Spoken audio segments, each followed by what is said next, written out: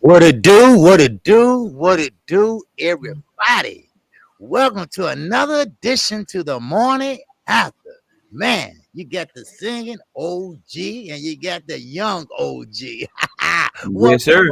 on Knockout Boxing 86 TV. What's going on with you, brother? Man, I'm chilling, man, ready for a good morning of boxing talk, man, with these topics. And I'm excited, man. This week it wasn't a whole lot going on, but trust me, it was the slowest week we're gonna get for the next 2 or 3 months. It's fight after fight after fight after fight after Say fight, that. and, Yep. and then it's more fights after fights after fight. I'm excited, man. It's a good time to be a boxing fan. I was looking at the schedule and literally for like a month and a half, 2 months straight, there's big Uh-huh. fights on every weekend and multiple big fights. Yes, sir. Multiple big fights. So I'm Yep. excited, man. Happy to be here and can't wait Mhm. as we continue this journey, man. Very exciting times to be a boxing content creator for sure, man. Oh yeah, most definitely.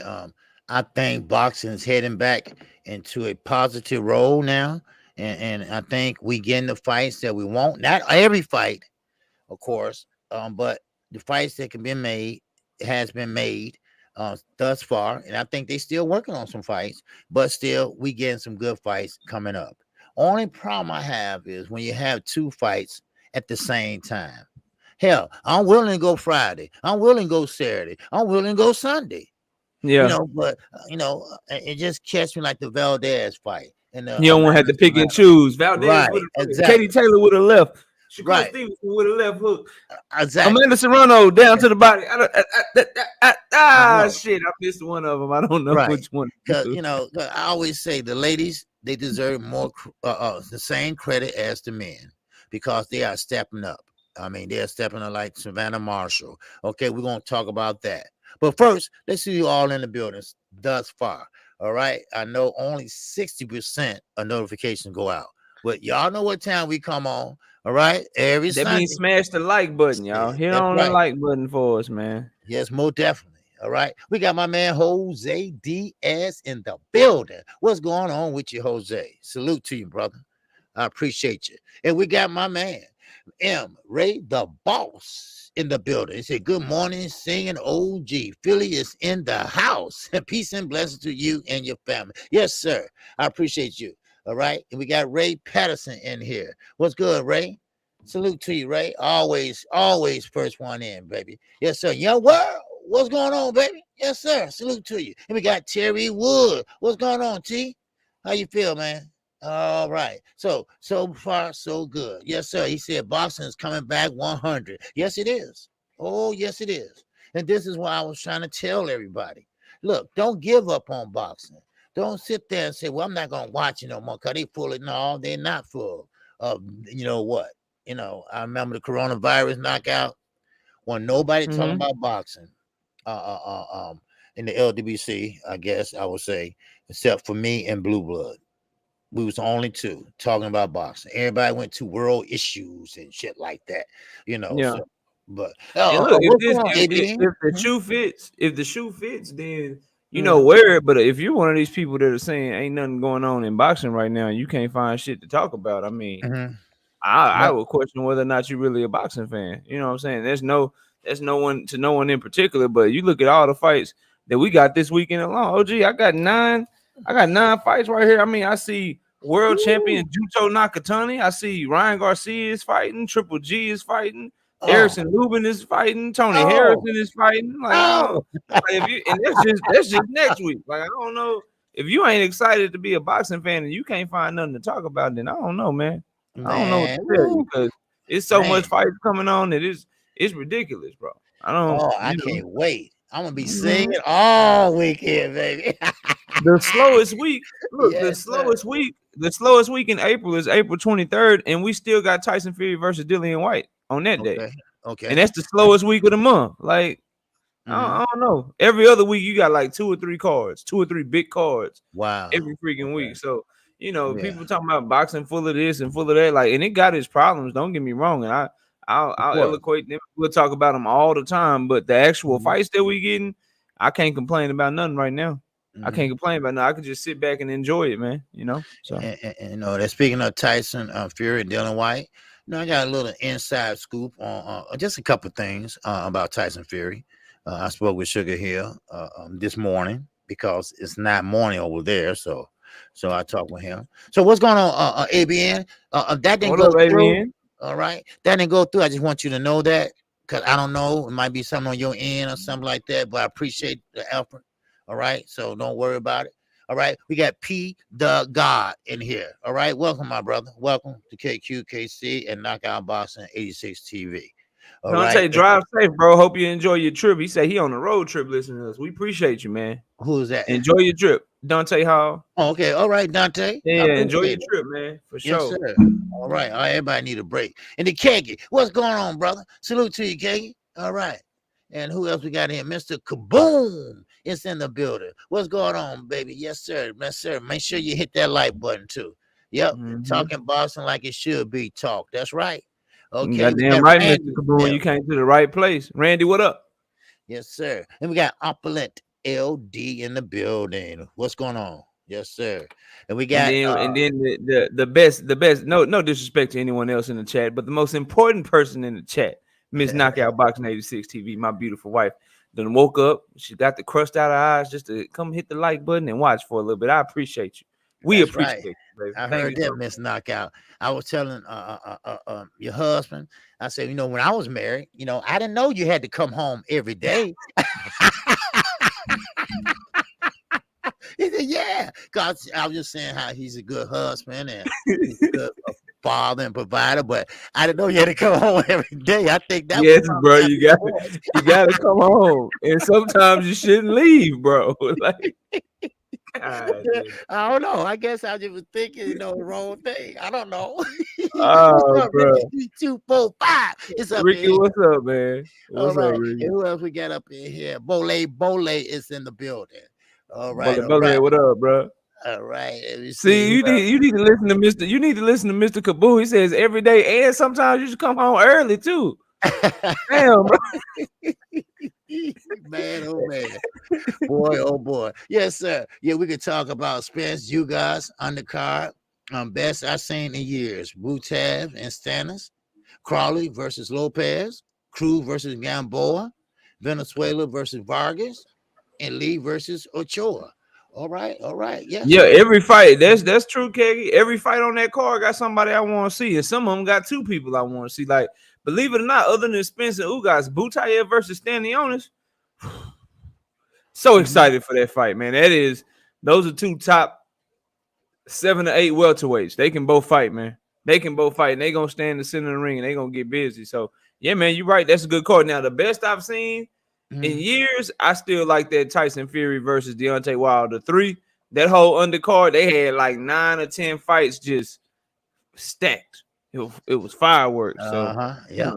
it is what it is. But yeah, it's a good card, man. It's a good card. Yep.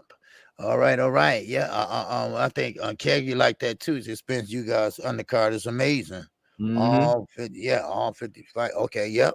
Yeah, yes, sir. So we're gonna go in here and first of all, let me start off with Savannah Marshall knockout.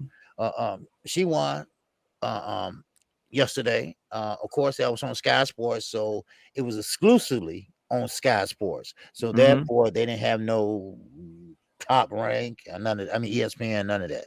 So we was unable. We blacked out. But she did win, and she won by one hand, brutally, one punch, knockout. So she beat Hearns, and who is 12-4 with 5 KOs, and also she is 12-0 now with 10 KOs. Now, this is what I'm saying. This is what Savannah Marshall said after the fight. Now, they asked her about Clarissa Shields. She said Clarissa Shields, and she always go in on Clarissa Shields. This is not the first or the last time. She don't think that Clarissa Shields can pretty much take her punch. Now, Clarissa Shields, I might add, only has 2 KOs. Only has 2 KOs. But Savannah Marshall, she got 10.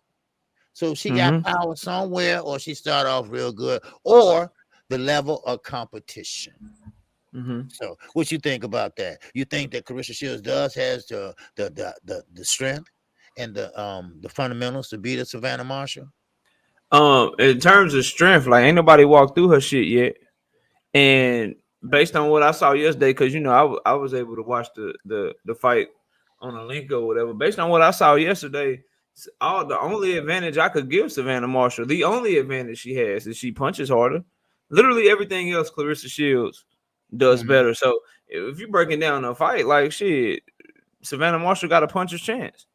That's all you can give her because she's not as her hands ain't as fast. She's not as fundamentally sound boxing. And I was looking at something very, very crazy. Like Clarissa Shields got almost as many championship fights as Savannah Marshall got knockouts.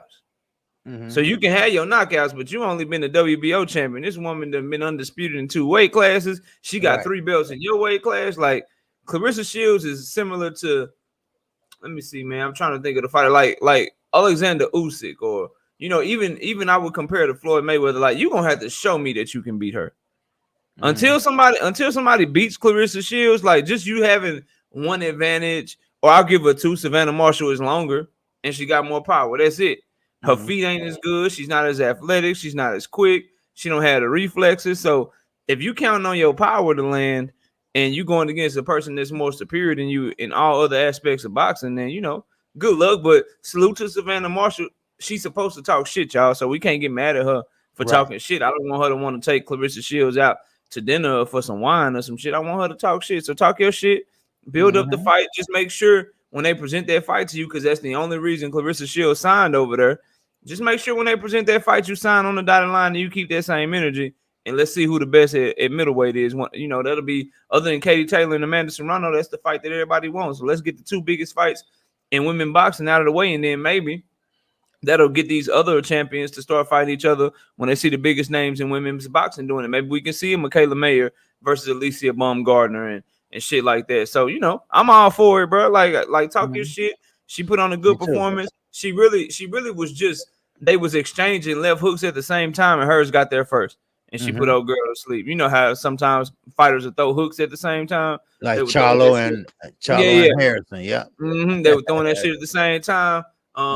Savannah Marshall hit her right there on the temple, and it was all she wrote. But you know, it was a good performance. It was okay. She did what she was supposed to do. I just want y'all to know, Clarissa Shields fought this same person, and Savannah Marshall, it was kind of competitive, and then Savannah Marshall knocked her out. For Clarissa Shields, she watched the girl all 10 rounds, 100-90 on everybody's scorecard. So, you know, it depends on what type of style you like and what you think will win. But I still would have Clarissa Shields as a favorite in that fight if they do fight. Now you just hit it right on the dot. All right. And style makes fights. Now, of course, Clarissa Shields don't have a lot of knockouts than Savannah Marshall, but she has skills. She knows how to get out the way. She knows how to move her head. She knows how to work the jab, and she knows what comes behind that jab, and she knows how to stay away from the big right hand. Now, Savannah Marshall might just have that big right hand. Who knows? Now, she has slower feet than Clarissa Shields. Clarissa Shields have faster feet, and I think Clarissa Shields is getting better. I think she's getting better with each fight, slowly but surely. So that's a thing you want to look at, and that's a great fight to be made. That's why she left. That's why we couldn't see the fight pretty much yesterday, because she left the zone. She left the zone to come over to Sky Sports, because the zone canceled their contract with Sky Sports. So now Sky Sports, they don't have a platform for the United States right now. So therefore, she went over there so she can make the fight with Clarissa Shields. So she wants the smoke, and Clarissa wants the smoke. And hopefully we can get the smoke. So there you go. All right. So, but shout out to women boxing. Women boxing is on fire right now. And I can't wait to see that Katie Taylor and Serrano fight. That's going to tip it up. They're going to make that Savannah Marshall and Clarissa Shields fight also. So yes, sir. And can I just say something real quick and salute to Mr. Mechanical, Ashley's Corner, Jose D, everybody in the building. Just real quick. Sure. Everybody talks about how Savannah Marshall beat Clarissa Shields in the amateurs. For what it's worth, Clarissa Shields was 17 years old. I just want, like, nobody talks about that part of it. Clarissa Shields was 17 years old, and Savannah Marshall was a grown woman at 20, 21 years old. Mm-hmm. So, and then as they continued to go up in the amateurs, every time they would be in the same tournament, Savannah Marshall would lose before they got to fight again. So, you know, if that's what her fans and her, if that's what they're hanging their hats on, I mean, congratulations, you beat a 17-year-old who then went on to have a much more impressive amateur career than you, and is 3 years younger than you right now. So the age advantage is in her corner as well. But I didn't know who knew that in the chat and who didn't know that. But I just want to make sure that, because people only talk about half of the facts and not the whole facts. When Clarissa Shields lost her one amateur fight that she lost, she was 17 years old and she lost to a grown ass woman. So, you know, it is what it is. Take that with a grain of salt if you want to. No. You're right. Because a lot of people look at the amateurs. Well, you know, they got history, or he got beat by such and such in the amateurs. But see, the amateur are the amateurs. The pros are the pros. Fact. Some people know how to transition from amateur to pro. Kqkc was a hell of a fighter in the amateurs, but at the pro level, you know, he's okay. So but Demetrius Andrade, he was a boxing fool, and when he was in the amateurs, and when he went to the pros, he still was a boxing fool. So some people know how to transform, like Gary Russell Jr. He did both. He was good at both, but some people just can't handle competition. Yeah, we got a dude fighting this weekend. There was a gold medalist in the Olympics, and I don't think much of him as a professional. The dude that Triple G is fighting. Murata, he won a gold medal in the Olympics, but he ain't really shit like that, man. That's why Triple G trying to fight him. That's why he's trying to get in the ring with him, bro. Right. So you know, it just people take stories and they run with them, and then you know, I just want you guys to know that we can all do, because it's very easy to do that research. You just type in Clarissa Shields' name, you look at her age, you go over to her amateur career, you'll see that she fought Savannah Marshall in 2012. You know what I'm saying? She's 27 years old. It's 2022. 27 minus 10, 17 years old, bro. She was 17 years old when she lost to Savannah Marshall. So, you know, it is what it is, man. Yeah, you're right. See, Sean Porter beat Usyk in the amateurs too. Yeah, and Porter beat Usyk now. By that logic. Hell no, Usyk beat the shit out of Sean Porter, man. I know. Usyk do that boy so bad, man. And I ain't talking about this Sean Porter right now. You can pick the Sean Porter and you can pick the Usyk, whichever one you think is the best version of Sean Porter, and whoever you think is the best version of Alexander Usyk, he'll beat the shit out of Sean Porter professionally, bro. Like, there's such a great point, Sid. Great point, man. Thank Father. What's up, bro? Now, real fast. Yeah, you're right, Jose. Okay. Gamboa, yeah, you know, his career is winding down. But Gamboa was something else early on in his career. Yeah. You know, I have to give it to him, you know. But one thing about him, he won't turn down a fight. Anybody that want to fight him, okay, let's go. He got a hell of a resume. Bullshit. He got a hell of a resume. He got Crawford, Tank Davis, Devin Haney. Yeah. Who he got? He got Isak Pitbull Cruz. He about to fight. He getting there with everybody, bro. Yeah. So what else? You got something on knockout? Nah, we good. We good. We can move on, man. I just want people to put some respect on Clarissa Shields' name, man. Stop acting like she can't do nothing, man. She if she go out there and she beat Savannah Marshall 100-90, I don't want her shit. I don't want her shit from nobody. Savannah Marshall carrying that left hand low, and she thinks she fast, and she Clarissa keep catching her with that right hand. I don't want her shit. I don't want her shit. You know what I'm saying? Yeah. So, but anyway, make sure everybody hit the like button. And now I want to touch on a subject that no one really was talking about yesterday. I made a video about it, and the video went viral pretty much yesterday. And I guess it went viral. But no one didn't talk about this. Don't know why, but I talked about it, and it had to do with Jamel Herring, and also Brian Bomac McIntyre. They are pretty much split now. He will no longer be the trainer of Jamel Herring. Okay, the ex or former WBO 135-pounder champion. He is that lost to Shakur Stevenson. Now, of course, according to Brian McIntyre, it was a trust issue. Okay, it was a trust issue, and with that trust issue, he had to make him leave the gym. Now, keep in mind, Jamel Herring has a fight coming up in May. They was in the middle of a training camp, and then he kicked him out. Now, don't know what the particulars inside was, but it has something to do with MTK Global. Now, MTK Global had made some statements to the press about what's going on with them and Jamel Herring.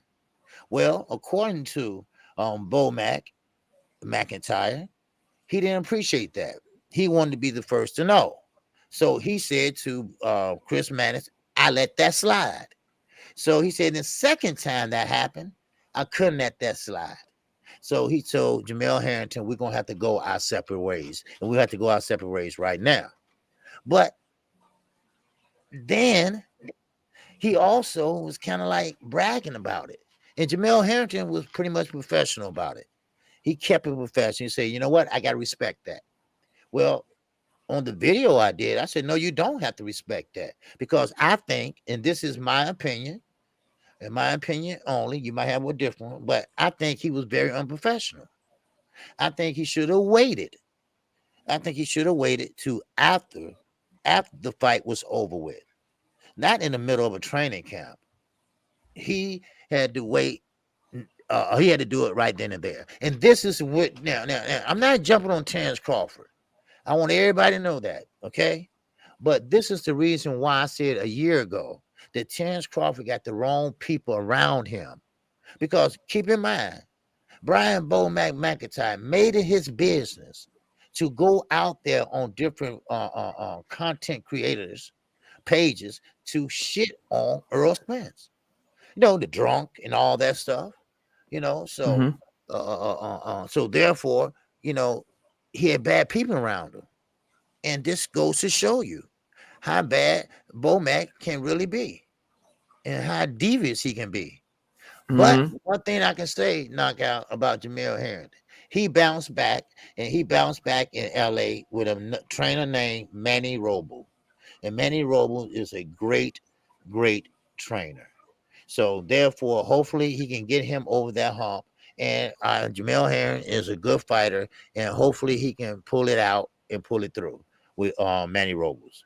So, but with B&B, Bo McIntyre training camp, you know, he's not there anymore. So, but like he said he wished Terrence Crawford well.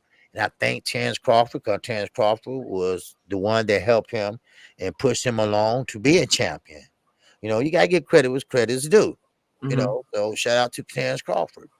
So, but keep this in mind about Terrence Crawford. Terrence Crawford came from nobody to gutter, the hood, you know, and made something out of himself. He's not a dumb man. People think he's dumb, but he's not a dumb man. He's a very smart boxer. And one thing about it, when you're a very smart boxer like that, you should surround yourself with very smart people. And like I said on my video, only thing Bo Mac care about, and only time he act professional, is when he orders 4 or 5 Big Macs at McDonald's. so tell me. Trying to make sure they get his order right and shit. He trying to be all nice and shit. Make sure they get his order right, man. Right. You crazy hell, man. So tell me, what you think about that situation, man? Man, look, man, salute to Tupac, salute to Kqkc, Tay, MMA Combat and Entertainment. Valentine, I see you, bro. I ain't seen you in a minute, man. Salute to you, bro. What's going on? Eric R, what's up, man? So here's the thing. First of all, wait a minute. Shout out to ABN. What's going on, ABN? Salute to you, my brother. All right, appreciate you. Super chat, man. Appreciate you, bro. Right. So, man, so first of all, I thought he was he Jamel Herring's manager? That's the first thing that comes to my mind. That's the first question I asked, because like if you wasn't his manager and you was just his trainer, why do you care who his manager is, bro? That doesn't make any sense to me. Like, so I got questions about that, and they're not, you know, he's talking about it's a trust issue. If it's a trust issue, that a trust issue would have been if you his trainer and he trained with somebody else behind your back and you didn't know about it and shit. That's a trust issue to me. You know what I'm saying? So I don't I don't understand why he would even be mad at who's managing Jamel Herring's career, unless he had some stake in him as a manager too, and we just didn't know it. And truth be told, Manny Robles is a better trainer than Brian McIntyre. He's a better trainer than Bo Mac. Bo Mac gets a lot of credit for being this great trainer. I believe, and this is my opinion, I believe he's just a product of Terrence Crawford. The way that I also believe that Eddie Reynoso is just a product of Canelo Alvarez.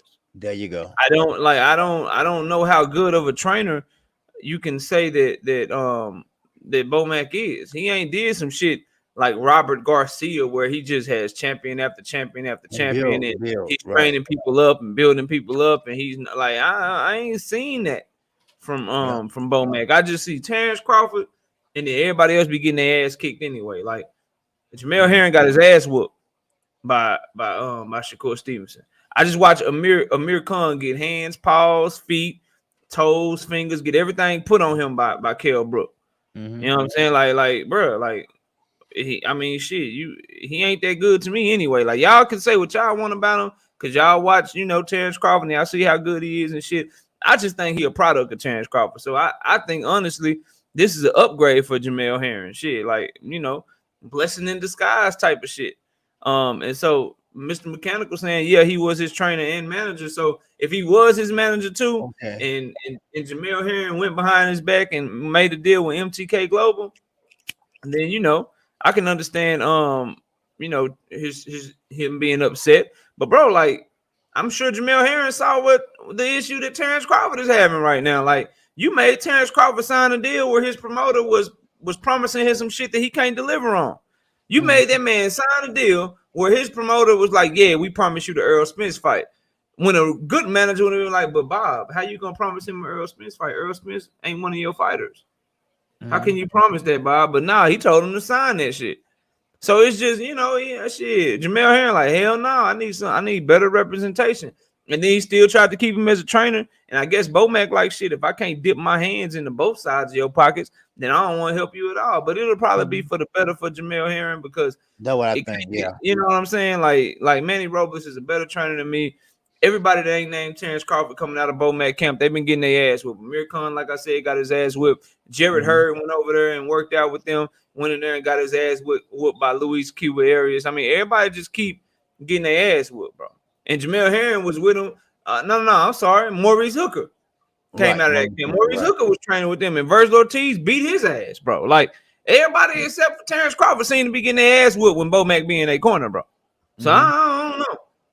I don't know, bro. I don't know. I mean, it is what it is. I wish Herring nothing but the best. And I think the stuff that we like about him, how professional he is, that military background, that's what's making us be like, bro, you ain't got to be professional all the time because that stuff is coming out to where he want to take the high road and all that. Sometimes I just wish people would take the low road or like go under the bridge or some shit and like pop off, bro. Like people like Bo Mac trying to play you weak and shit. Like he just threw you out of the camp, bro. You should go in on his ass back. I don't know. I just like controversy because it gives me better content. But I don't.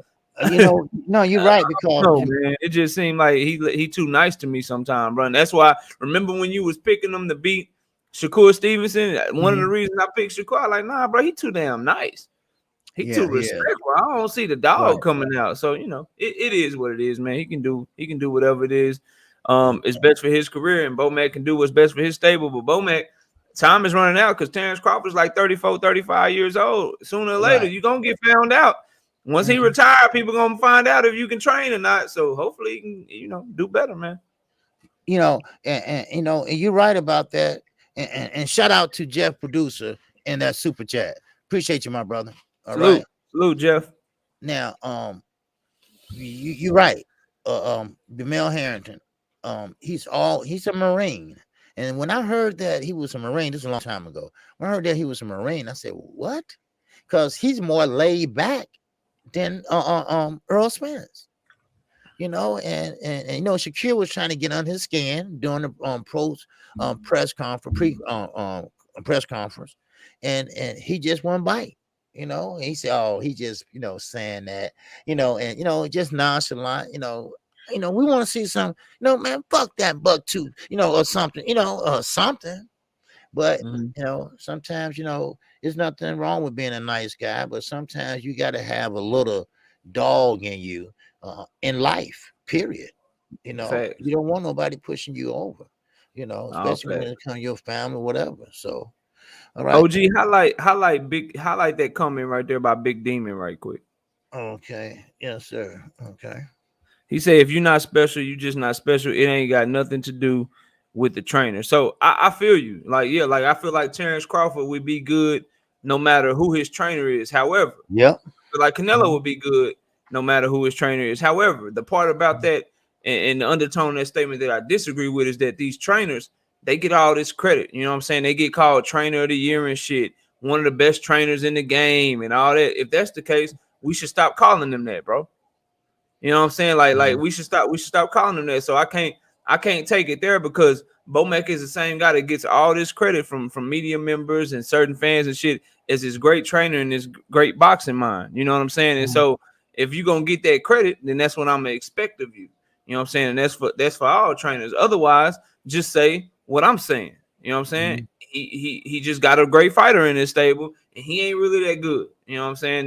That's the point that I'm trying to make. But I do agree with you. If a fighter is good, then they just good, bro, and it ain't really gonna matter. Like I think anybody would have been successful with Earl Spence eventually, or anybody gonna be successful with Gervonta Davis eventually. You know what I mean? Like certain guys are just special talents, and so I agree with that. But if you're gonna call a trainer a great trainer, then shit, I'm gonna call him out if he ain't looking that great, bro. It's just that it's that simple for me, man.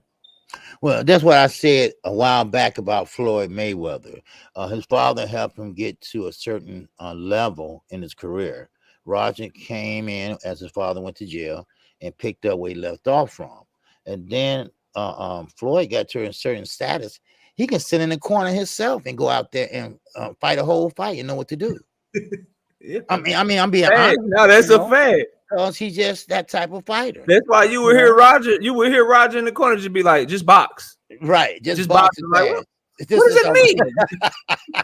Box him how? Like Floyd just do. He just like box. Yeah, Just box his ass. Yeah, this is boxing's a thinking man's game. Shit, Yeah. he don't know how to think. Shit, he just go out there and do what You just saying a bunch of cliches and shit, bro. Right? So if Floyd knew what to do, he's a type of fighter, and I think Earl Spence and Terrence Crawford on that same level. They can feel punches coming. They know where They know how to read the defense. How they used to say collect that data. Well, they know how to collect that data. They know how they move in, first 2 or 3 rounds, but it is what it is. And, so now let me ask you this question. Does Terrence Crawford still have 3 trainers? I knew he used to have 3 trainers. I don't know. I know they got the dude Red over there, and I think it's one more. Okay. I think it's one more, but I don't know whatever he doing, that shit has worked for him, so he need to keep doing it. It's just that what worked for him ain't seem to work for nobody else that went over there. That's all I'm saying, bro. That's all I'm saying. Like whatever, if he got 2, 3, 4, whatever he got been working for him because he been wrecking shit. But everybody else, they go over there, they end up getting their ass whooped in their biggest moments. That's all I'm saying. And these is facts, bro. This ain't my opinion. Just go look at the records of the people I'm talking about, man. They seem to go over there and get their ass whooped. It just is what it is, man. You can't run from that, bro. Right. Okay. You got anything so far? Yeah, man. Let's talk about Ryan Garcia, man. Your favorite fighter, man. Your guy, man. He says the break from boxing was good. I've matured. I'm hungry to be the best, and I'm about to begin my dynasty. He says, I needed to take a step back. My anxiety was building up, but I've already handled that. It's all good now. I'm hungry. I've always been hungry to be the best. I'm much more competitive than people realize. I like to go the extra mile. Outside of the ring, that's really where there were the issues. Me taking a break was for my own personal reasons. It's been good because I've matured. You kind of learn what you need to minimize to your outside life so it doesn't affect you inside the ring. Everybody knows boxing is probably 85% mental. I feel good. It was a hard year to endure with all the people talking their mess and having their opinions on me and whatnot. I think it is going to be worth it one day. Kids look up to me. People come up to tell me all the time saying, you saved my life. What you got to say about was that? I'm just reading, bro. I'm just reading to you what he said. He said about to take over. He's about to take over the game, man. You gotta be kidding me. What? You, You about to oh take my over? God. What kids? You're a kid. Now. I'm not in the Oh, hold gym. on, hold on, hold on. I'm not done. Hold on. Let me read the rest of it. Hold on. Let me read the rest Oh, of it before you go. He says I couldn't concentrate on anything. I had panic attacks. I was panicking for no reason. All of that was adding up. I felt hopeless. At times I didn't feel like living. It was a really dark place, and I had to take a step back. I matured as a man and a person. It's allowed me to become a better person or role model. I knew that none of my mental health issues had to do with boxing. The fact that I am back to doing something that I love is such a relief because when I am in there, I feel at peace. I'm exactly where I'm supposed to be when I'm fighting. I am calm. It is not stressful. It took a lot for me to get here. I am so relieved. This is just the start of dominating 5 years, 10 years straight of me dominating everybody. I feel that I had to get through that moment. Now I am just going to skyrocket and destroy, destroy, destroy. I'm on a mission now. I have so much tunnel vision. This is the start of a long, long dynasty. Ryan about to take shit over, OG. Better watch out. oh Better my watch out. God. What the hell was that? Good. Good. You know what? You're gonna make it. That's a great composition. All right. You get an A+ for that. All right. Oh, That's a shit, great man. nonfiction story, right? Because you're not a role model, Ryan. Ain't no damn kids looked up to you. Okay. No damn kids ever been around you. All right. You're a kid yourself. Now Canelo's a lot of things. I will say that. But he as a liar, no, he's not. Okay. Now we're all saying I've seen the films and how he hit the bag and trying to show his speed and how the video you can tell is it stops right there in between because he's tired. He can't do that all the time. He's not that great of a fighter. Yes, Oscar De La Hoya is trying to prop him up. He only got two good fighters left over there. Well, no, I take that back. One. That's No, he Jaime. got four.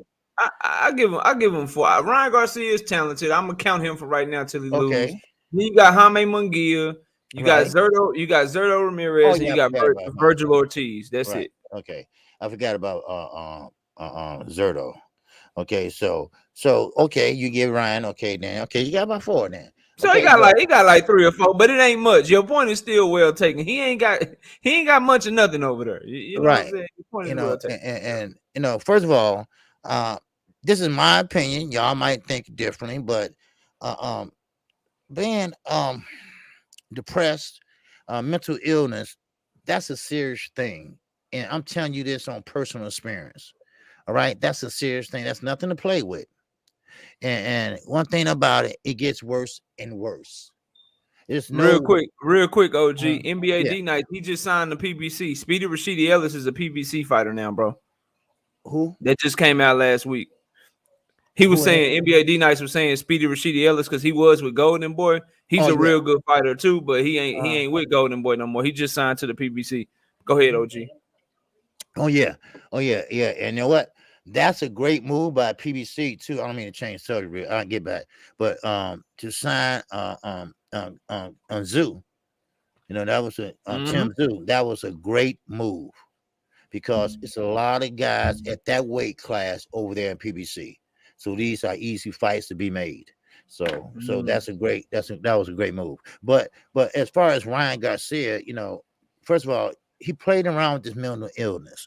Now, of course, we know that he was trying to get around a lot of fights. And matter of fact, it started out people saying, "Hey, you got to have two contracts to fight Ryan Garcia. One to guarantee that he's going to show up for the fight. If he doesn't show up for the fight, you got to give me X amount of dollars." That's the way it goes with Ryan Garcia. He's not trustworthy. Now, far as the mental illness, that break that he had for 15 months, whatever it wasn't no break. It was a honeymoon. It was a look, get some ass break. That's all it was. Because all we saw was selfies with him and the young lady in the bikini. I can't say nothing about her. I don't know her. I don't know Ryan really, Mm-hmm. but it's not about her.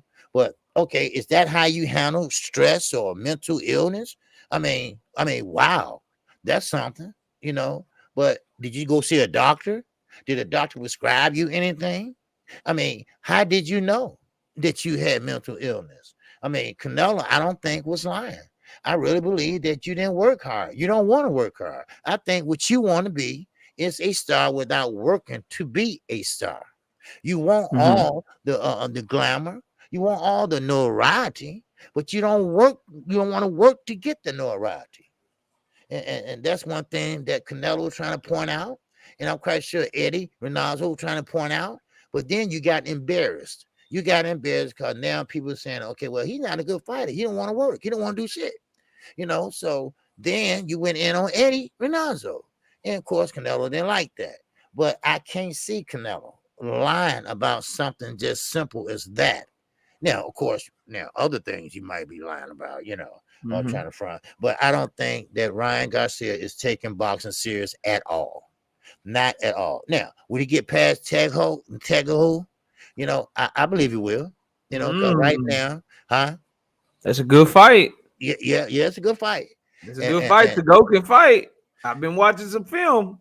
He can fight. I gotta look at him then. Yeah, you gotta look at him. He can fight. Because matter of fact, I'm gonna do that soon as I get off. Cause I'm thinking that Oscar is want to pull him up from the bootstraps and put him in a fight. First of all, to make him look good, let people know that okay, he's back now, and he's back and he's better than ever. This is the whole point. This is the whole show. This is what he's investing in right now. And so, but why Ryan Garcia, don't know. But all I know is he has very popular followers on Instagram, and that's it. So, but I will say this: once he get in there with some tough opposition,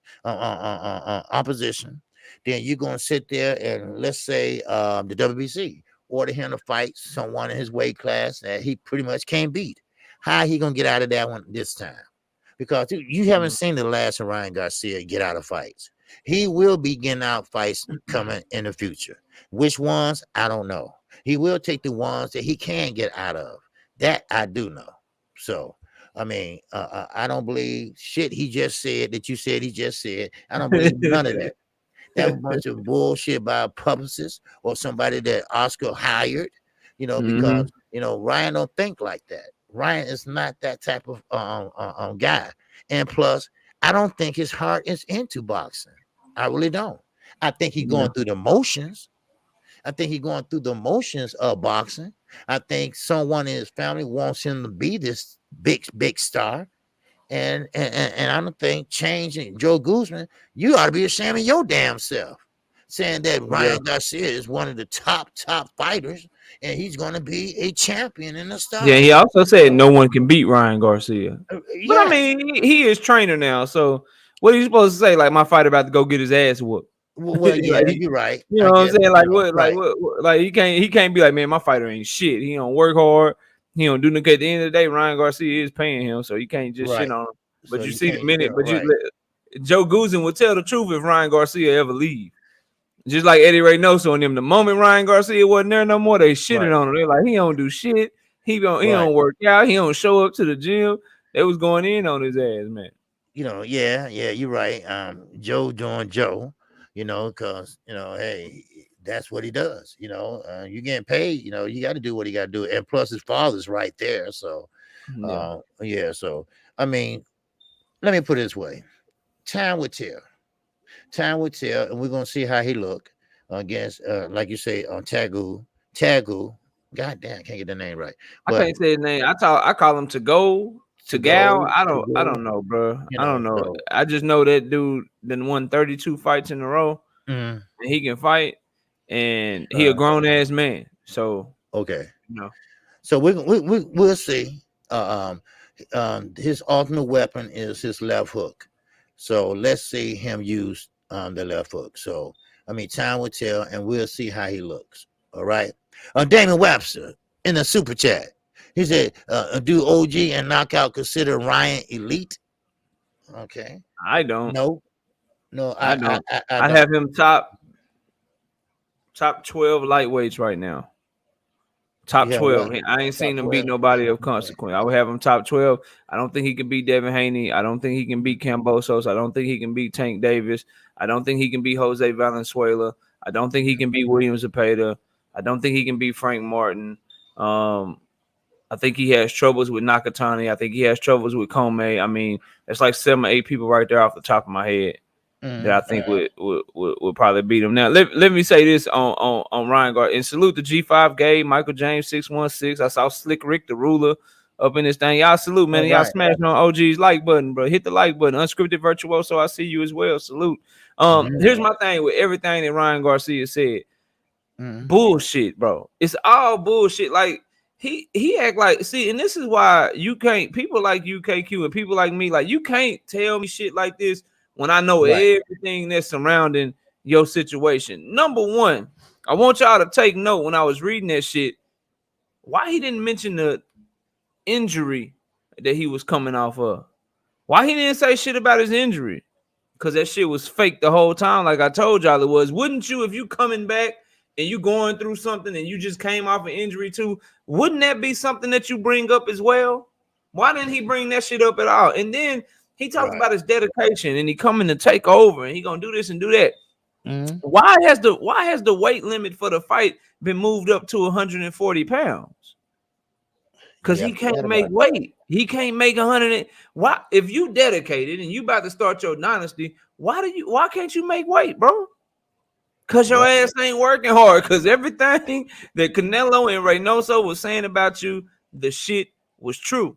That's another one. Dante Keyshawn Davis will stop him, bro, badly. So when I look at his actions, they don't match up with his words. Because if they did, he'd be on point. He'd be on par. He'd be making weight at 135 pounds, but they gotta have a weight limit at 139. So it is what it is, bro. It is what it is. Like, don't tell me some shit when I can see your actions ain't the same, right? And then don't start talking about all this mental illness, because that was supposed to be earlier in the year. Remember, he pulled out of the mental illness shit when he was supposed to fight Javier Fortuna because he had mental illness. Then he pulled out of Jojo Diaz because he had a hand injury or some shit. That's what they told us. But why, when he come make comments and now he got this fight with Tagal, how come he don't say shit about his hand? He don't say nothing about his hand. He just talking about he was in a dark place. He was this, he was that. Well, shit, by you having to move the weight limit up and you ain't mentioning your hand, seem like you still the same lying ass, you know what I'm saying, person that you been, and the same person that ain't working hard in the gym. That's all right. That's all right. He won't be. I don't know if it's this fight.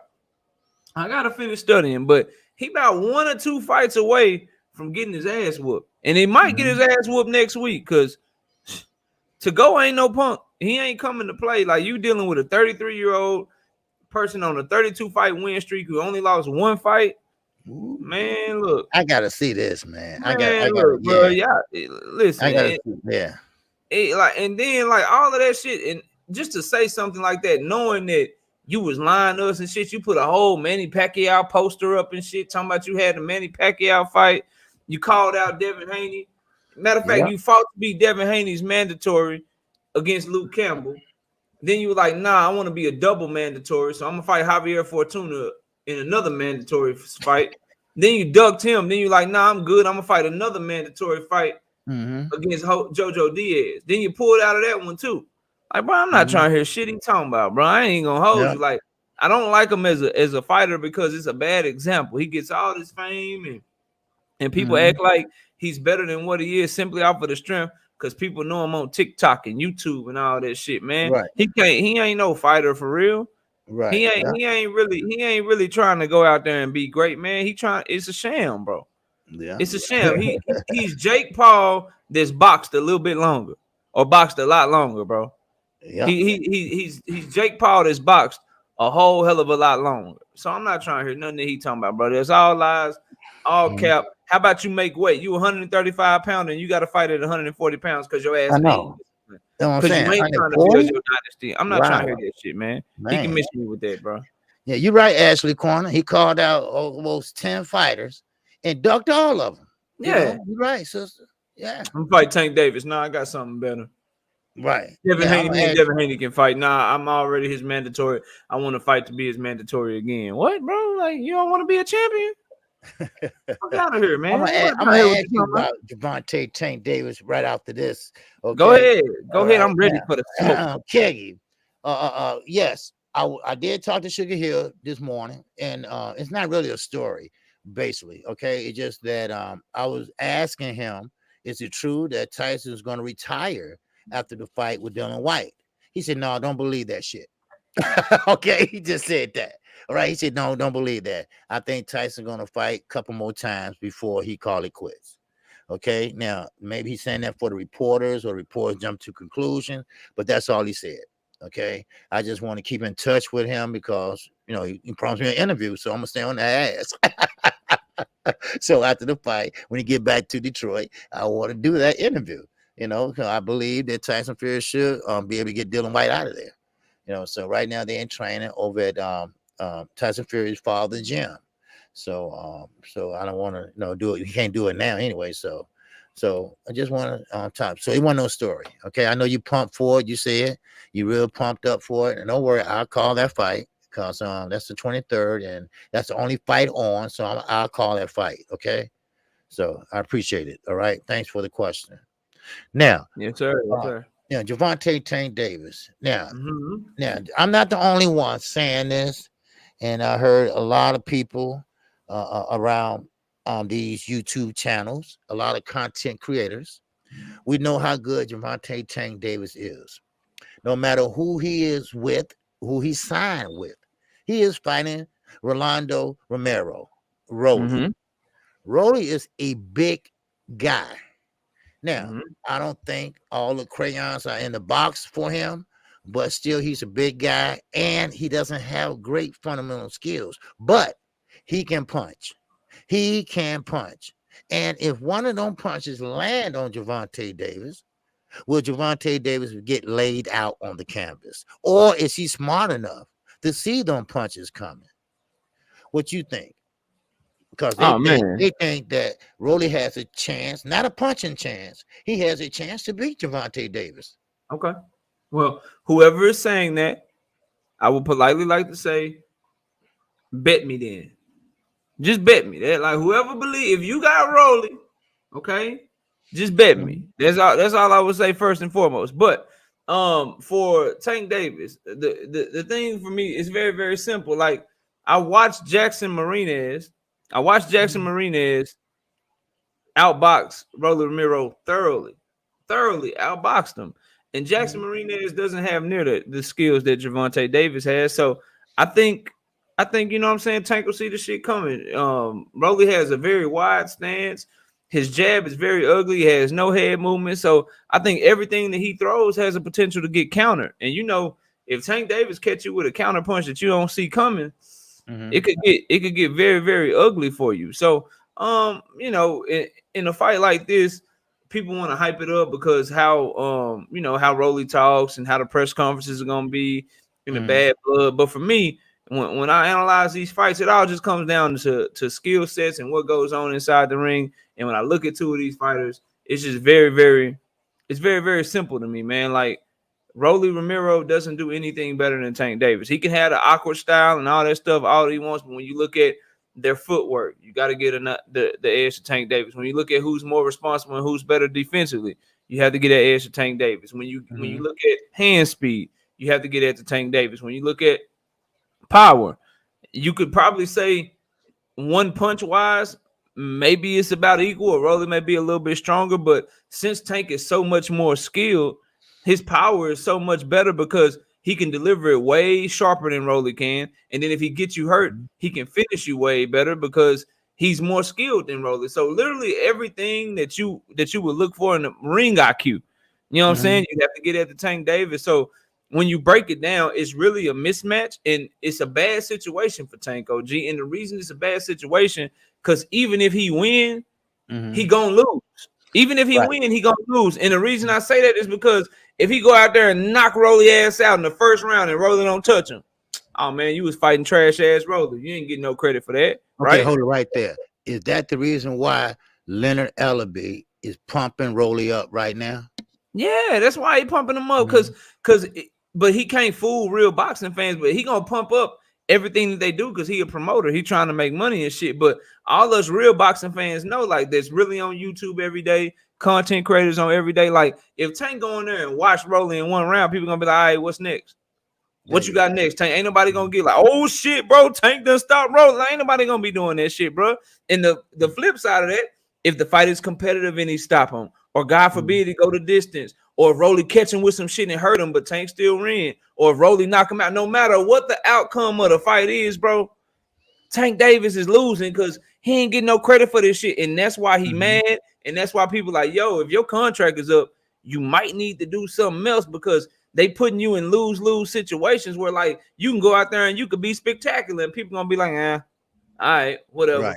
You know what I'm saying? Ain't nobody gonna care about that shit. And I'm a Tank Davis fan. You know what I'm saying? I like Tank Davis, but we gotta keep it real, bro. Like, ain't no way in hell people gonna be giving him credit. Not even me. I'm gonna be like, oh yeah, shit. I might have won the bet with the homies that I bet with and shit who said Rolly was gonna last to a certain amount, but I'm not gonna be up here like, oh shit, bro. Lightweight division, y'all watch out. Y'all see what Tank did to Rolly? Nah, bro. I think that already that he can beat a lot of people in the lightweight division, and this does nothing to change that. I just want to see him actually either go prove me right or prove me wrong. And fighting Rolly Romero ain't gonna do that shit, bro. Yeah, you're right. You know, I mean, I feel the same way, but I think everybody trying to make this more exciting than it can be. You know, could be rather, but you know, Rolly, yeah, he's talking a lot of smack, and he using that attitude from Tank as well. He don't want to fight. He want to drop out the fight. He didn't.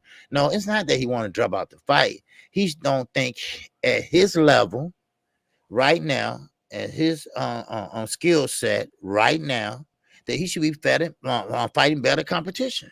Yeah, I think Rolly's misreading. I think Tank is aggravated and he want to go prove a point, which could be dangerous for Rolly. So I don't know, man.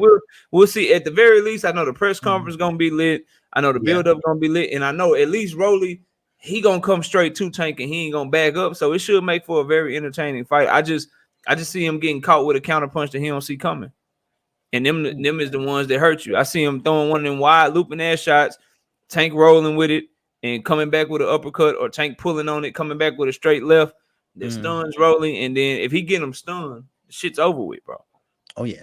Yeah. If you get him stunned, it's over with. So it's going to be something that he don't see coming. Not that Tank going to just walk through him. I think Rolly going to walk into some shit, to be honest with you. But we'll see. Yeah. Yeah. That's what I believe, too. So now, I know you might have some questions. I just want to get this one. I know everyone been talking about Kqkc and Devin Haney. Yes, the fight is on. Yes, the fight will be taking place in Australia. Fight number 1 and the rematch, both will be taking place in Australia. Yes, this is a bad contract now, but Devin Haney and the Haneys and DH Promotions, they are looking for greatness. They are looking for the history books. Now, Kqkc, he don't care.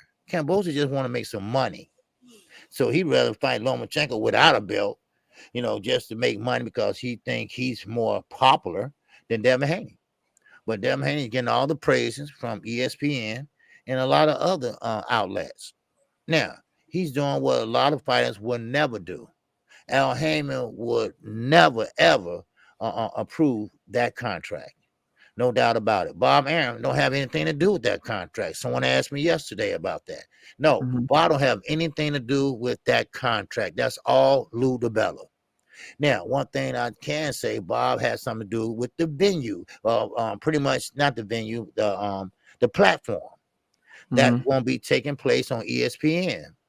So with Bob help, Lou DiBella went over there. Because keep in mind, Lou DiBella is not one of the professional type of advisors / promoters. He has been fired from HBO.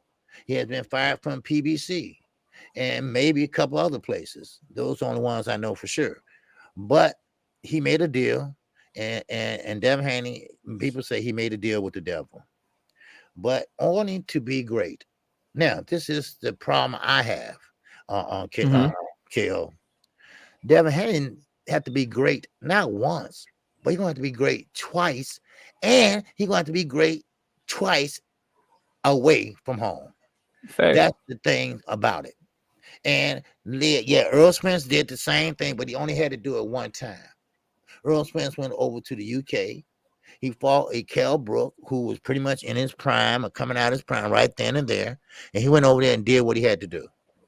Now, Earl Spence, yes, he was nervous first 1 or 2 rounds because he normally fighting in front of what, 30,000. Well, it was about 200,000 in there. And, people singing Sweet Caroline, all that shit, that he kind of nervous. Then he opened up and then that. But Devin Haney's going to have to be perfect all 12 rounds. He's going to have to be perfect in the next fight. So it is a rematch clause. And some people say, well, can he win and just move up? No, he would get sued up the ass. Because he got to stay at 135. Right, exactly. He had to stay at 135. Then after that, I'm gonna have to be honest. This is kind of a long shot. You got to win twice. But if he is more successful, knockout, this is my question to you. If Devin Haney goes in there in the first fight on June the 4th, now they saying the 5th, but it's the 4th. It's the 5th in Australia because they're dead head.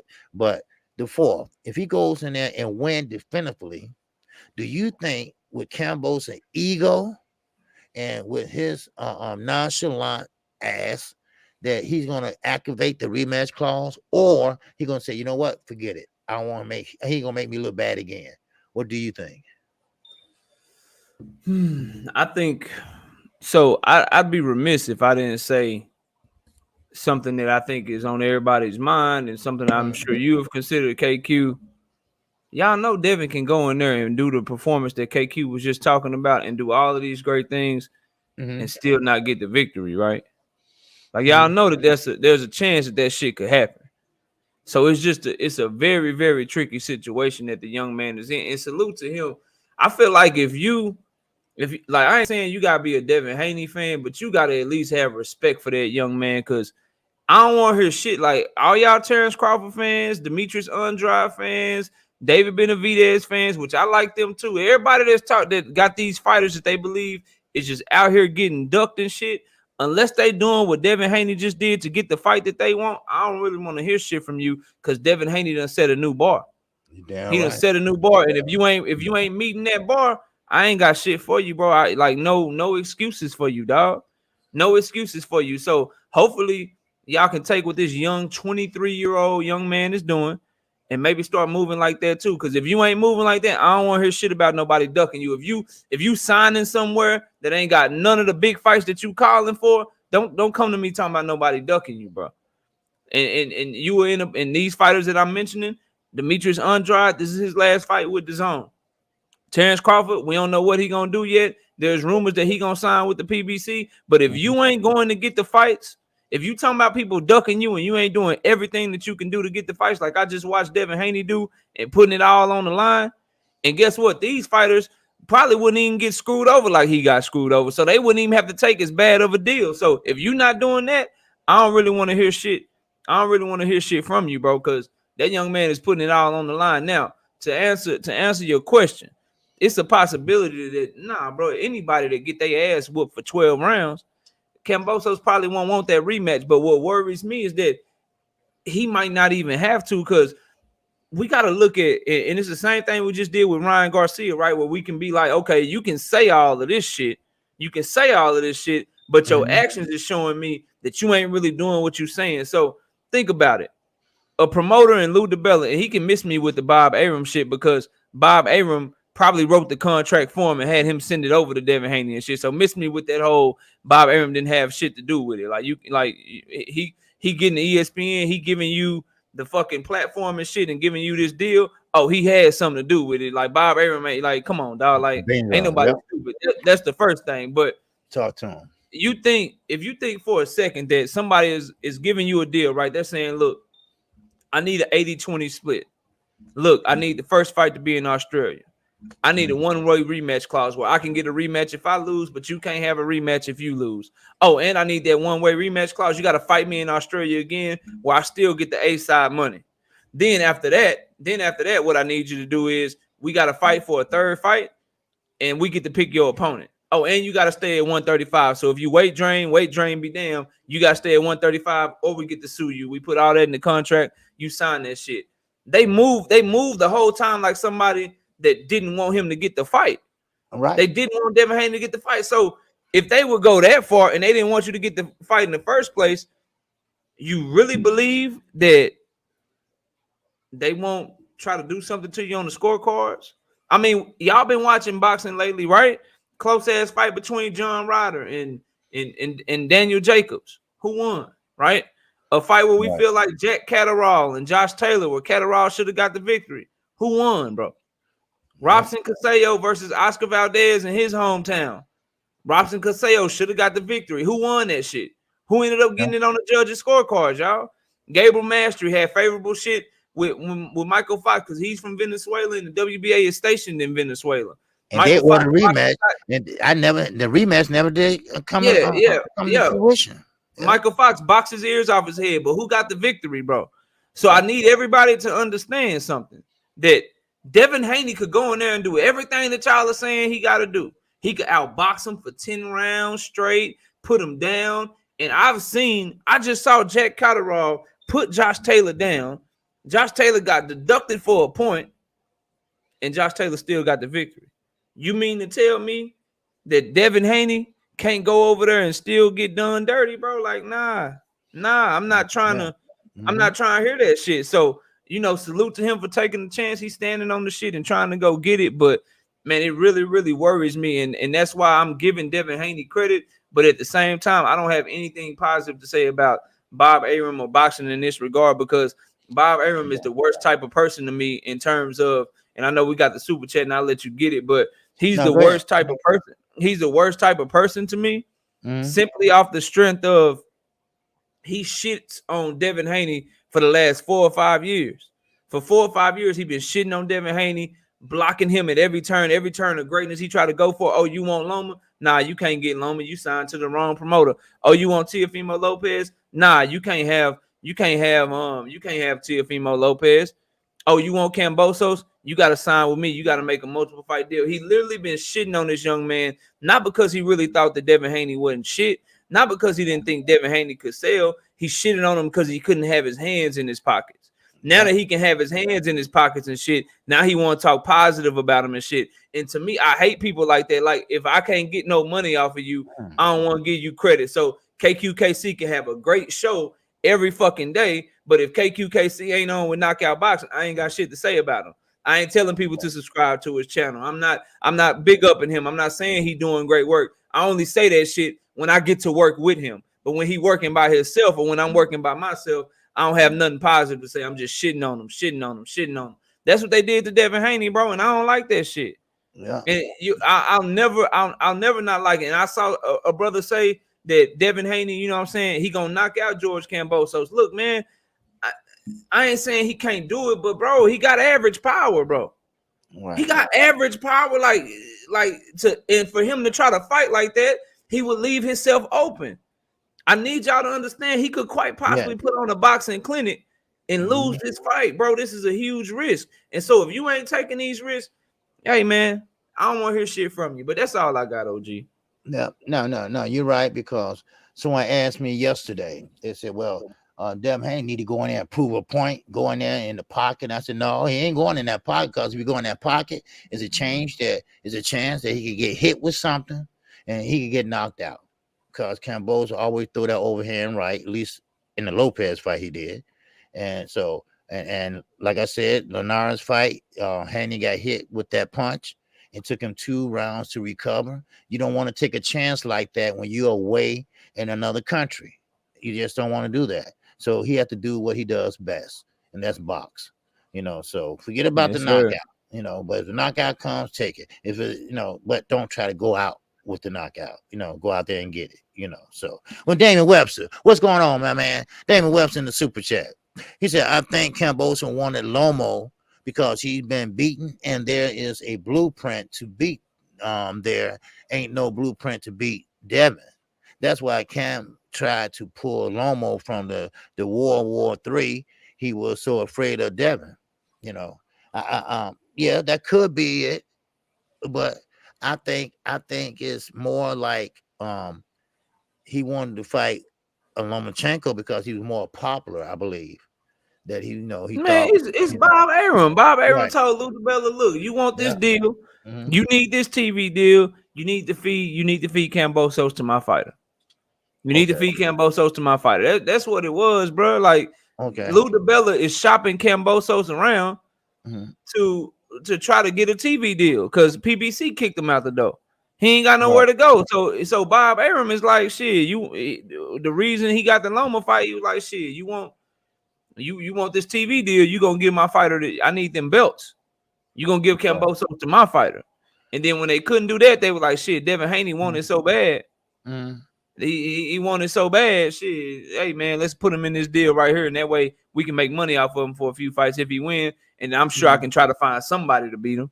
And if we can't beat him, let's make it in Australia twice. And then if Kambosos, I'm telling y'all, if Kambosos could just be competitive enough, if Kambosos is able to be as competitive as Jojo Diaz was, just watch what I'm telling y'all, bro. Yeah. Just watch what I'm telling. If he can be as competitive as Jojo Diaz was, get 3 rounds, maybe 4, with some competitive rounds in there, y'all watch what happened, man. Go ahead, man. Yeah, that would be the man. I mean, everybody over here would be. I mean, if you love them or loathe them, everybody will really, really be pissed off, especially if you see for a fact that Devin Haney, outboxed him or whatever you want to say, and then he lose.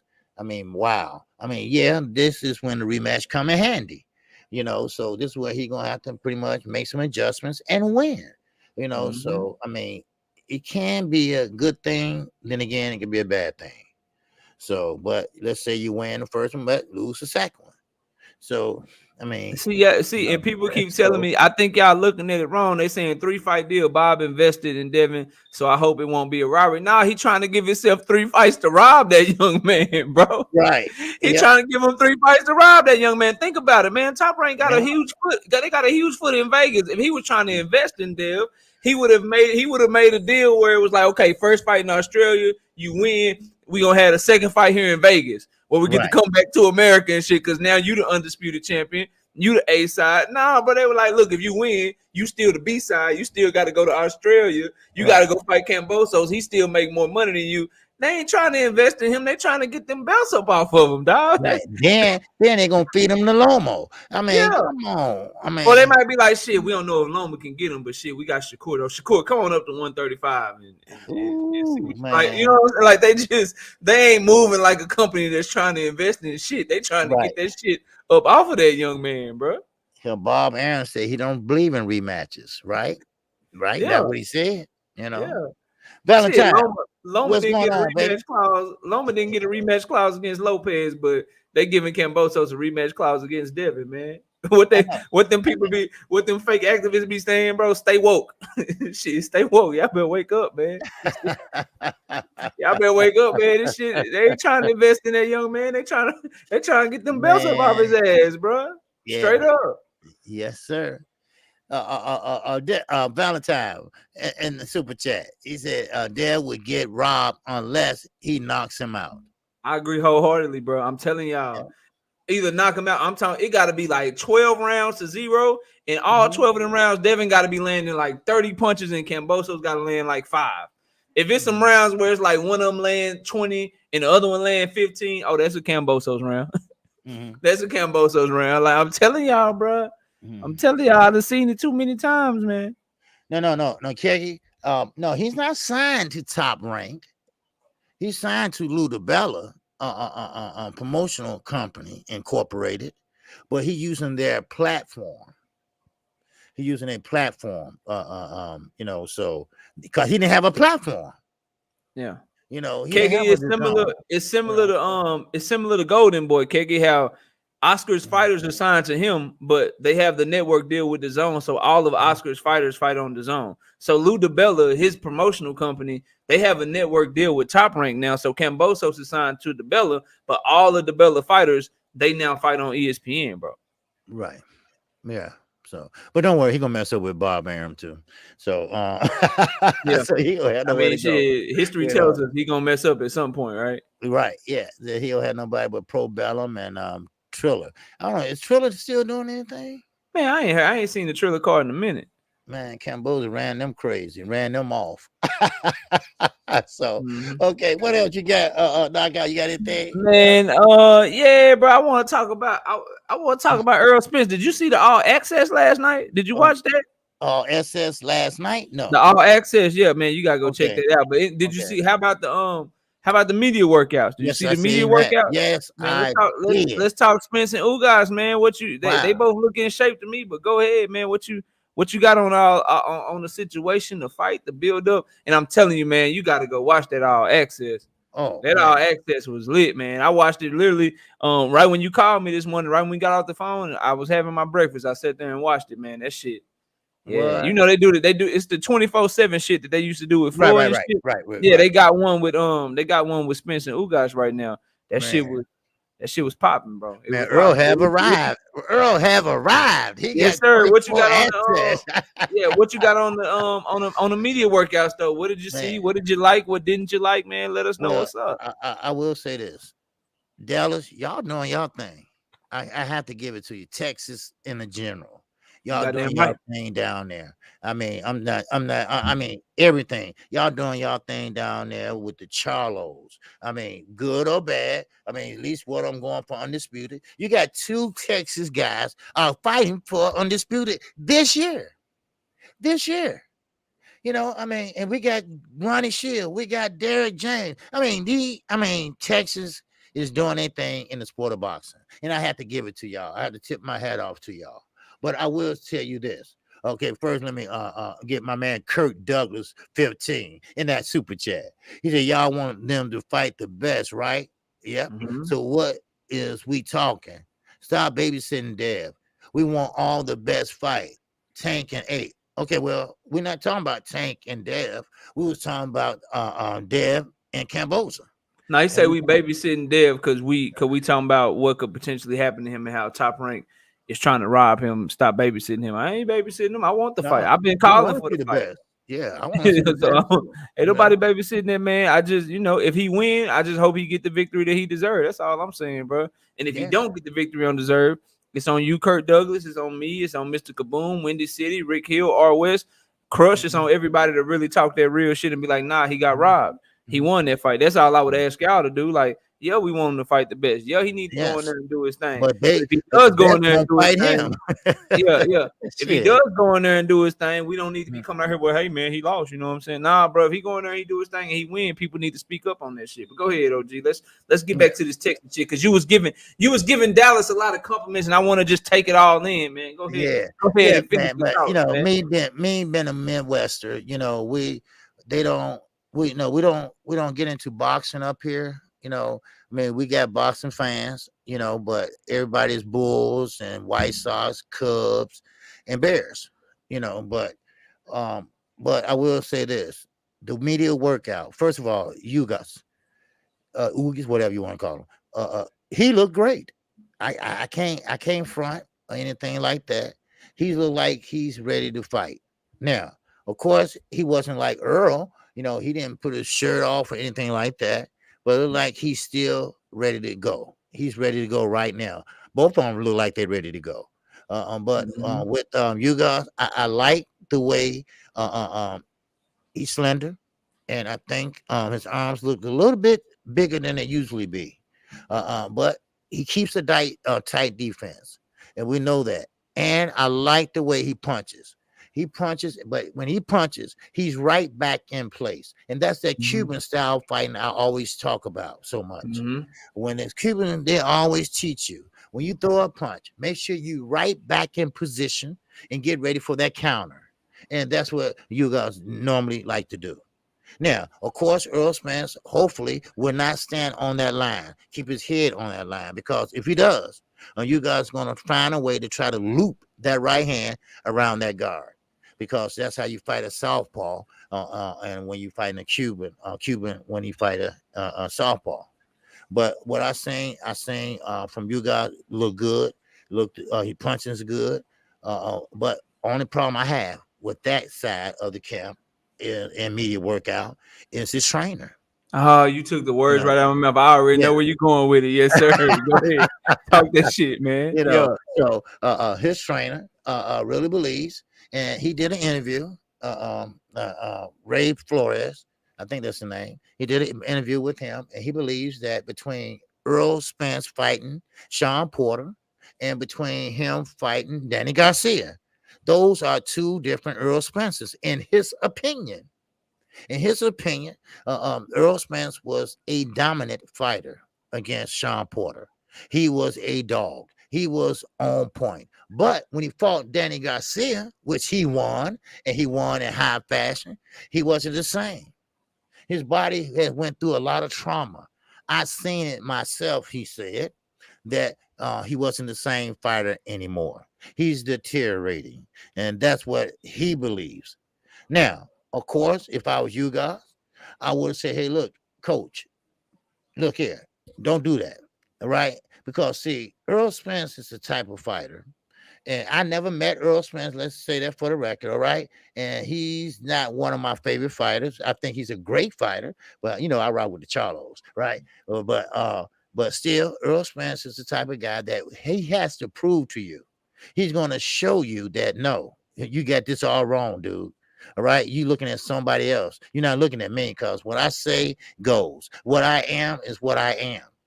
So Silas, he really believes, and I think he's trying to convince you guys that hey, you got this. Don't worry about it. It's not the same Earl Spence. So if you guys want to go in the fight looking like that and pretty much believe in that, then fine. Now I'm not going to too much take up my time, but okay, Earl No, Spence. you're good. Earl Spence look good. He was ready to go right now to fight. Let's step outside. Let's go do it right now, because he was all chiseled up, not too big, not too small. And then he put on the gloves. I like that. He put on the gloves, and he put on them brown bomber gloves, baby. All right. And he was working the bag. And I'm talking about working the bags. I mean, I'm talking about I had my TV down because I put on my TV while I fold on my clothes, because I ain't got no wife. So I had to fold on my clothes, right? That's why you ain't got no wife. 'Cause I fold clothes too. The kids fold clothes. Everybody do what they gotta do. I wash clothes. I gotta clean the bathroom today. OG, Man, I can help you man. out, man. Yeah, I know, man. Come on, man. God. But anyway, so and I'm folding, I'm looking up, I hear something, bam, bam, bam, bam. And Earl was working him. I mean, he was working a pad. I mean, on bag. And I mean, he was popping that shit too. And I mean, he was I mean, and he wasn't working no sweat. He didn't put in no sweat at all. It's just like it was like routine. Now, tell me, Mr. You guys trainer Solomons, does that look like a wrecked body? Does that look like a body that has trauma in it? Or that look like a very serious fighter that's ready to whoop some ass? I mean, you tell me. Because right now, as Derek James said, and I quote and unquote, that Earl Spence has a chip on his shoulders. And that chip is he's tired of the eye injury shit. Everybody asking about that eye injury. The eye injury, like Derek James said, quote unquote, in boxingscene.com. All right. He said, hey, look, we ain't even thinking about no eye injury. Eye injury, that's the thing of the past. And the accident, Mr. Solomon, is a thing of the past, because you about to see one of the spectacular fights in another week that you ever seen. Because Earl Spence is going to show everyone in America and abroad that I am the champion. I am, and I will be undisputed, because he works hard. He's not the type of fighter that you have to say, hey, come on, Earl, let's get up. We got to run. All right. No, he's already ran 10 miles before your ass get up. He is self-motivated. He's just self-motivated. Now, I'm not saying you guys is not. All right, because he come from the school of Finca, the boxing farm in Cuba. They box 24/7 over there. They eat, sleep in boxing. So this is going to be a good showdown. But I got Earl Spence edging it out because, like I said, you guys keep a tight defense. He had a hellified tight defense. But once Earl Spence Start doing what Earl Spence does best, and that's working the body. That means that them elbows gonna start hurting. Them elbows gonna start hurting as they get in the way of him hitting the body, the left, the right kidneys, and going down to the body, going down to the stern. And that's gonna take a toll on you guys. He's gonna start dropping them hands. He's gonna start dropping them hands from the head. And of course, Earl Spence knows how to go up and down, tumble jab, up and down, shovel jab, up and down. And he is a finisher. He is definitely a finisher. He knows how to finish his opponent. And this is very important to him because he's one step away from unifying, undisputing the glamour division, and that's 147. So this is going to be in high fashion. I mean, he's not going to be doing 35 miles per hour. He's going to be doing 90 miles an hour, and that's what he's going to be doing. And he's going to prove to the world that he can do that. So that's man. Look, so Eugenio Ugas did his earlier in the week, and he looked in shape. He was very, very active on the mitts. I could tell that they look like they setting up to try to counter Earl Spence when he go to the body. They expecting a lot of body work from Earl Spence, and so they look like that's what they were training for. He didn't work out as long as Earl Spence, and his workout wasn't as tenacious as Earl Spence's workout was. So you take it for what it's worth. But we know Ugas gonna come to fight, and we know who he is as a champion. And if Earl Spence somehow stops Ugas, bro, that's such a huge statement.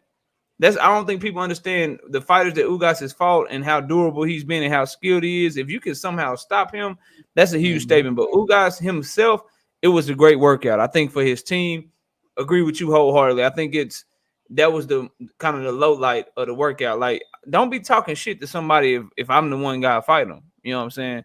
If I'm the one guy to fight him, I don't want to hear you talking shit to them, and I got to get in the ring with them and you motivating them and shit, giving them, bulletin board material, so to speak. That's like if I got somebody here on YouTube that want to debate me and shit, and I'm studying for a debate to debate somebody. Kqkc keeper, man, Knockout gonna kick your ass. He gonna beat your ass, man. You can't see Knockout. You can't debate with Knockout. You gonna make them. You gonna make them study harder, bro. You gonna make them work 10 times harder to try to beat your ass. Like you ain't gotta go in there and you ain't gotta debate his ass. So just calm down for Earl Spence Jr. man and his side. I agree with everything that you said. His timing looked like his back. His body looked way better than it did against Danny Garcia. He looked stronger than he looked maybe since like Algeria or Bundu or something like that. Like he looked in shape, and he got his nutritionist and his strength and conditioning coach and shit.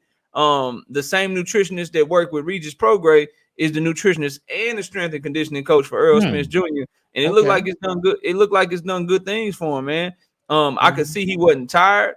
He just kept working. He didn't take a lot of breaks in between. He wasn't sipping water and talking shit and popping shit for the camera. He actually looked focused in there. And then for him, I really liked and I want to touch on, they asked him a question about Deontay Wilder. I don't know who it was. People are saying it was fight hype or some shit. But somebody came in there trying to get some bait type of shit from like hey, Deontay Wilder had 2 tough fights against Tyson Fury. Do you want to see him fight again, or do you think he should retire? Like that shit was horrible. Like, first of all, why do you have credentials? Why do you have credentials? Like, how do you get credentials asking dumbass shit like that, bro? Exactly. That ain't got nothing to do. Like, you got a like, think about it. I'm a media member. I got a unified fight that I'm covering between 2 champions in the welterweight division. And when it's my turn to ask a question, everybody else done ask their question. And when it's my turn to ask the question, I'm gonna ask you about Deontay Wilder. I know that was dumb. That shit don't make no sense. Earl checked him and walked away from him, and I like that shit because it shows focus. It shows he ain't about the bullshit right now. And do your thing, bro. And to me, I like that because he zoomed in on the task at hand. But that reporter, bro, you need to go back to journalism school or something, man. Like maybe I would suggest maybe write some questions down before you go to the damn thing. So just in case somebody asks your question before you have another question you can fall back on. I'm just saying that's some shit that Knockout would do. Like, I ain't no media member or nothing, but if I know I'm going to a media scrum and it's a bunch of people asking questions, I'm gonna make sure I got like 10 to 15 questions. If I hear somebody ask my question before me, I'm gonna check that shit off the list and I'm gonna go to the next one. I'm gonna check that shit off the list because shit, that's how I want to be prepared. I don't know how they do shit. So I didn't like that shit. But Earl's work, you could tell he was looking to counter and go to the body. One second. I Like don't he mean to always cut you do, off. but yeah. I don't want to cut you off. But when Earl said that, the Mhm. report, he felt dumb. I know he He did. should, Because if you listen closely, he's in the background saying, well, he's always talking about Deontay Wilder. So I thought I had. He don't talk. Man, Earl Spence don't just be going talking about. They ask him about that shit, and it's one Right. thing, if you catch Earl at a fight, or you catch any fighter at a fight. Like let's say you got the Lubin and Fundora fight this weekend, right? And you catch a fighter like let me see here. You catch a fighter like Joe Joyce, who don't have a fight coming up yet. Then you can ask Joe Joyce different shit that ain't got nothing to do with him because he don't have no shit coming up. But you at a fighter's media workout for their fight, and you asking them about some shit that ain't got nothing. Like, bro, get out of here with that shit. So I like that he did that. As far as his work on the heavy bag in the midst, the heavy bag, that shit was sounding like it was moving, sound like it was thudding, sound like it might be some more power behind it. So I'm interested. I'm interested to see that. I heard that shit too, yeah. And then the mid work, he was looking to do what he always looking to do. He looking to parry shots, catch shots, and then counter back to the body or counter with his jab, hooks down to the body. He looked like old Earl, man. He looked like old Earl. So we're gonna see if he can be that in the ring in a couple of weeks. But I'm glad that this part is over because they don't really have much sparring yet left. You know what I mean? Like we 2 weeks away. Maybe they might spar one time this week, if at all. But all of that shit is out the way. So both fighters seem to be healthy. Everybody just chill out, stay in shape. Don't go do nothing. Just stay in shape. Do what y'all need to do. Make it to the fight so we can see that shit. And I'm excited for it, man. It's gonna be right here in the hometown. So shit, we ready to rock out, man. And I can't wait for it, man. It's one of the biggest fights of the year. And then we got a great appetizer this weekend as well. Just a great time to be a boxing fan, man. With Lubin and Fundora coming up and all these other fights. I'm just excited, man. So I thought it was great media workouts. I know both fighters are in shape, and I know based on their history, they both gonna come to fight. So it kind of is what it is, yeah. Now let me ask you a question. Now, the last week before the fight, the week of the fight, actually, let's say Monday, going into the fight, that's Saturday. Now it's no touching, right? No hands, no sparring, right? Nah, they don't spar the last week of the fight. Everything, all the work is already done. That's weight cut time. Right. Okay. That's weight cut time. Maybe you might do drills and shit like that, but that's time for them to cut weight and you know what I'm saying, get it popping. You can't be sparring when you got a fight coming up, that same week. They might not even some might not even spar the last 2 weeks. If they do spar at all, it'll probably be 1 or 2 times, and it'll just be, to feel shit. They ain't going all out. It's just gonna be to feel shit, work on certain shit. Get somebody, seem like they throwing punches at you, making sure your movements is right. You still got your reaction and shit going, but all the hard work is done at this point. Now, one more question. Are they still putting fighters in quarantine that last week? I haven't heard anything about it. I don't know. I'm sure that's up to them, but I think they might be. I don't know. I don't see any reports about them being vaccinated or nothing like that, but shit. Whatever they need to do, if they need to go under the vaccine or do some or go under quarantine, shit, they need to do that shit. I don't need nothing. Around this time last time, we got a horrible announcement with the Pacquiao shit. So we just need that's why I asked. Get to the fight, bro. Right. Get to the fight. Yep. That's something I was trying to wonder. I would take all precautions, if I was them, because this is a fight we want to see. This is a fight, he has to have in order to be undisputed. A lot of people are asking for the Earl Spence and Terrence Crawford fight before this fight. No, because Earl was thinking like I was thinking. Bob Arum is a son of a bitch, and he's hard to deal with. And he will be the toughest one to negotiate with. So you might well deal with him last. So now that Terrence Crawford is away from his ass, now I think that fight, they are allegedly saying that this fight with Earl Spence and Terrence Crawford will take place in November. Now, that's just allegedly, So right now, Danny Garcia, and he wants Terrence Crawford in, I think, July. Man, Danny Garcia gonna get his ass hurt. Yeah. Have you heard how he talking now? Yeah. And how he looked? He looked like he looked very bad, bro. Right. And it was like boxing passed him by. It's like boxing is back in its past now. Danny Garcia's shoulders is squashed in, and it looked like he lost about 50 pounds. And so I don't know what he's talking about, but he wants to fight Terrence Crawford.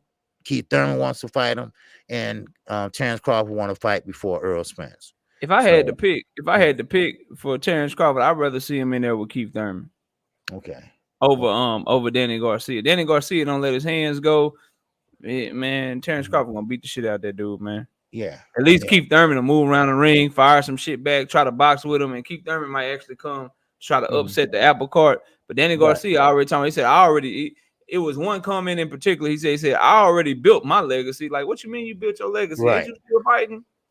right, Ain't you still fighting, bro? What are you talking about, Bill? Why you talking about boxing in the past tense? When people start talking like that, that right. shit over with. Like, I ain't trying to see. He gonna get in there and get Yep. his ass whooped. Bobo, he said, what's the COVID protocol in Texas? Are you still required to wear masks indoors? Hell no, it's the wild, wild west out here, bro. Right. Yeah, we The don't have to wild, wear wild west masks out here. either. Yeah. Man, you do what you want. Now, businesses can make private businesses just as anything else. They can mandate that you wear a mask in their business. But as far as the government and shit, nah, bro, they offer that shit. Yeah, You can just same walk here. around Yeah. however you want, bro. Right. Same here. So, but that's all I have knockout today. Yes, Okay. sir. All right. I appreciate everyone that came in. Make sure everyone hit the like button. I thank you all for coming to the morning after show. And we also got none other than Stormy B Man, and salute to Stormy. He was in here, and he will be coming up next with a call-in show. All right.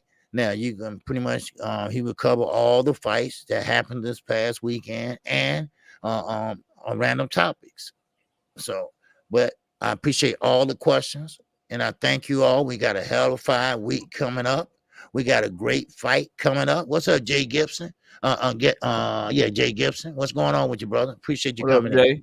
Yep. Yeah, Michael James. Yeah, Danny should chill because I don't know. He's sick. I don't know what's wrong with him, but he looked real bad. Look So like it might be true that he fighting Crawford or somebody. Look like he trying to make weight and maybe he got fat as hell. He having a fat camp or something, okay. and it looked bad, bro. It looked like he dropped a lot of weight too fast. Yeah, Too fast. yeah, that's what it Yeah. looked like. He was chilling and shit. He was enjoying that check. Now he got a fight coming up. He in fat camp and shit. Man, I expect an announcement soon on him, but man, whew. Now, knockout, if you don't mind, real fast. Windy Yeah. City Assassin, he want to know Lubin versus Von Dura. Who you got? I will let you know who I got. Windy City Assassin Thursday night at 7:30 p.m. Central Time, my brother. 7:30 p.m. Central Time. That's when I do the prediction show. But just a quick breakdown. That fight 50-50. Lubin has all the skill advantages, right? But he need a chin transplant, bro. He need a goddamn chin transplant. He need a new chin. He need to take his chin off of his body and put a new chin there, and then he could quite possibly be the best 154-pounder in the world. But all them skills mean nothing if every time you get touched, you get hurt. And the problem that he's gonna have is that Lubin likes to fight off his back foot. He likes to be a counter puncher. He likes to outbox guys. Fundora has a 6-inch reach advantage. So Lubin is gonna have to do something that he don't like to do. He gonna have to press. He gonna have to press forward. He gonna have to break distance, and that ain't how he usually fight. Usually he has the reach advantage. Usually he's the one that's counter punching and shit. Well, you can't fight like that against somebody that has length over you, damn near half a foot, because he can hit you from ranges that you can't hit him from. You know what I'm saying? So it's a real tough fight. It's 50-50. I've started studying for it. I ain't gonna lie to y'all. I ain't picked the winner yet. I don't really know. I'm pretty close to what I want to do on that fight, but man, I'm glad I got a few days. I got a few days, but I just worry because Fundora throw like 80 to 100 punches per round. Like if one of them hoes catch Lubin flush, how you gonna react to it? How you gonna react to it? That's my worry. So that's really all I got on it. And the brother asking me to drop a link to my channel. I'll do that for you, man. It's Yeah, go ahead. you can just search it by my name, but I'll put it in there for you, man. Yeah, can you put it in there for him? Yeah, I'm about to do it right now. Yes, sir. Now, now you want to look at it in detail about Fundora and Lubin. Ashley Corner made a video on that, and if you want to go to her page, subscribe first, all right, and check out her video she made on that. Okay, she just made a video on that fight coming up Saturday. All right, what's going on, Clifton Moore? Salute to you, my brother. All right, suspense rain walk song should be the big payback by the Godfather. So, Nah, I think he all gonna right. walk out to that. He might walk out to that Yellow Beezy song on his latest little promo video that he did. He gotta Okay. pay for it. Some shit. That shit was jamming. I'm waiting Okay. on He that shit to said drop.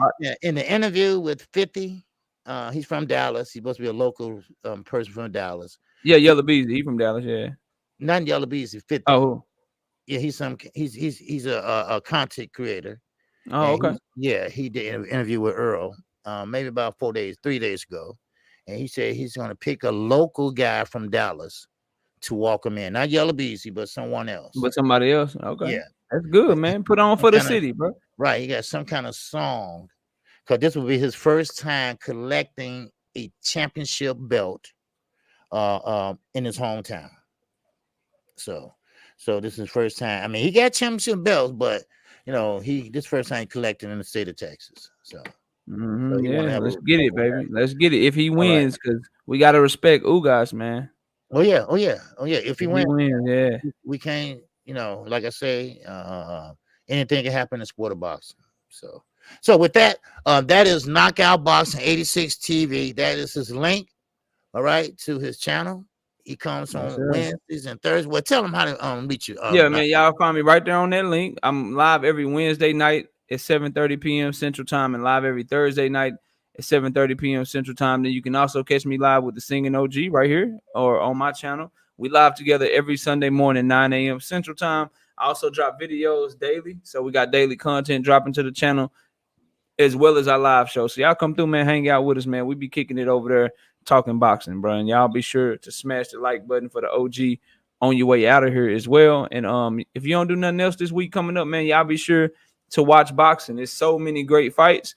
I don't know what your plans are, but you can sit down all day and literally be watching boxing all day on Saturday. So I'm looking forward to next weekend. OG, a great show, and thank you. As always, man, let's keep this thing going. Yes, sir. And I am Kqkc Boxing Network. Come on, Monday through Friday, 12:30 p.m. Central Time, and Saturday mornings at 10:30 a.m. is the call-in show, unless we have boxing. And of course, I will be calling every fight that's coming up in the next few weeks.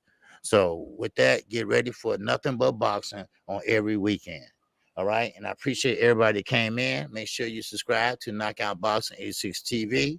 Make sure you subscribe to G5_Gabe. Make sure you subscribe to Ashley's Corner over there at the liquor spot, baby. All right. So make sure you subscribe to all content creators, because we got to put the word out that boxing is back and better than ever. And with that, that's all I got. And we'll see you next week.